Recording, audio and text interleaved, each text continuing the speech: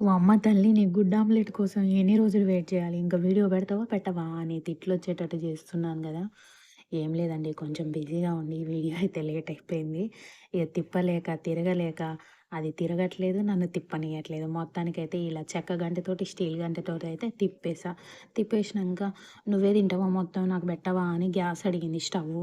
అయితే దానికి గూడా కొంచెం పెట్టినా. మళ్ళీ కొంచెం తినగానే "నాకొద్దులే నువ్వే తినేసేయి" అని అన్నది. సర్లే అని కొంచెం కళాయిలో వేసినా. అది ఎచ్చి పచ్చిగుంది. కారం లేదనమాట.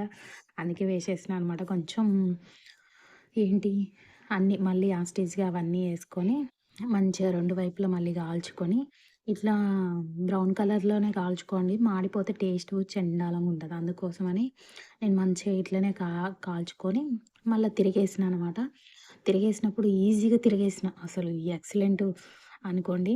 ఇగ, ఇగ ఒక ప్లేట్‌లోకి తీసుకుందాం. మరి ఎట్లుందో టేస్ట్ చెప్పాలి గదా! చెప్పకపోతే ఎట్లా? మీరు ఫీలయితారు గదా! ఫస్ట్ నేను ఫీలయితా, మా పిల్లలు ఫీలయితారు. బాగోదు గదా! అందుకే నా నోటి మాటలతో ఎక్స్‌ప్రెషన్స్ తోటి చెప్తా చూడండి. ఇగ్గో నీ బాయిల్డ్ ఎగ్ ఆమ్లెట్ రెడీ అయిపోయింది. నేనైతే కొంచెం పర్ఫెక్ట్‌గానే చేసినా. కాకపోతే ఏంటంటే కడాయి చాలా పెద్దగా అయిపోయింది. కాకపోతే చిన్న గిట్టే ఉన్నది. బాగొస్తది. ఇప్పుడైతే చూడండి కట్ చేస్తున్నా. కట్ చేస్తున్నాం ఫ్రెండ్స్ ఇప్పుడైతే. మనీషాలు నోరు ఆగమంటే ఆగదు. అది కంటిన్యూ అయితది. మీరైతే చేసేసి వాడికి ఇష్టమైన ఫుడ్ ఉంటే నోరు ఏమాత్రం ఆగదు. అంతే. ఇక ఇట్లా గుడ్డు ముక్కలో ఇంత ఉప్పు కారం వేసుకొని తింటే బావుంటదని మీకు చెప్పాలండి. సూపర్ ఉంది ఫ్రెండ్స్. కొంచెం లైక్ చేసి ఎట్లా అంటే ఉడకబెట్టి గుడ్డు ఆమ్లెట్ కలుపుకొని తింటే ఎట్లుంటదో అట్లనే ఉంది టేస్ట్. పెద్ద తేడా ఏం కనిపియట్లేదు. అందరూ మస్తు ఎక్సలెంట్ ఉంది. మీరు కూడా ట్రై చేయండి, గజ్జేయండి, గిజ్జేయండి అని ముచ్చట్లు చెప్తారు. నాకైతే యావరేజే. ఓకే జస్ట్ ఓకే అన్నట్టు. నాకైతే ఓకే వచ్చేసరికైతే సూపర్ అంట. ఓకే. ఓకే.